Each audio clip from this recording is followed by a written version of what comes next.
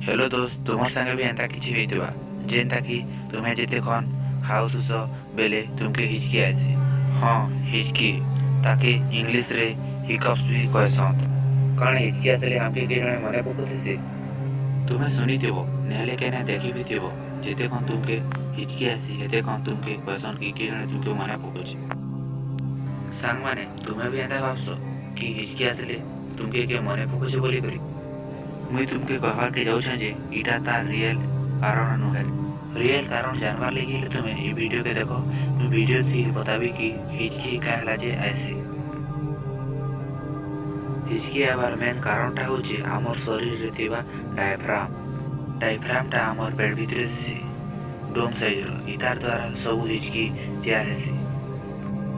जेते कोन आमे सांस नेसु सेते कोन डायफ्रामटा गुटे एंता जिनिस है जेटा कि निश्वास प्रश्वास नेबार बेले तार बहुत काम पड़सी। जेते कोन आमे सांस नेसु हेते कोन डायफ्रामटा तलरे पलि आसी पवन हेते कोन फुसफुस के पलि आसी।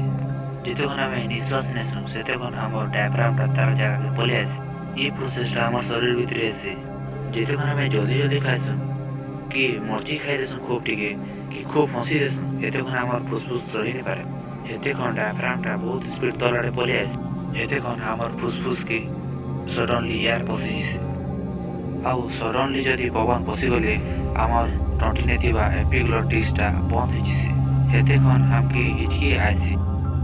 इंग्लिश थी ताके हिकअप कहसन। सांग माने जेनसे हिचकी आसले भी सेटा टिके बेल जा करासी। जदि आसला हाले खासी किछि बेल लागी तुमर मुंह के बंद इता द्वारा हिचकीटा छाणी जिसे। ई वीडियोटा जदि तुमके भल लागला हेले तुमर सामन के शेयर करबो, लाइक करबो, कमेंट करबो।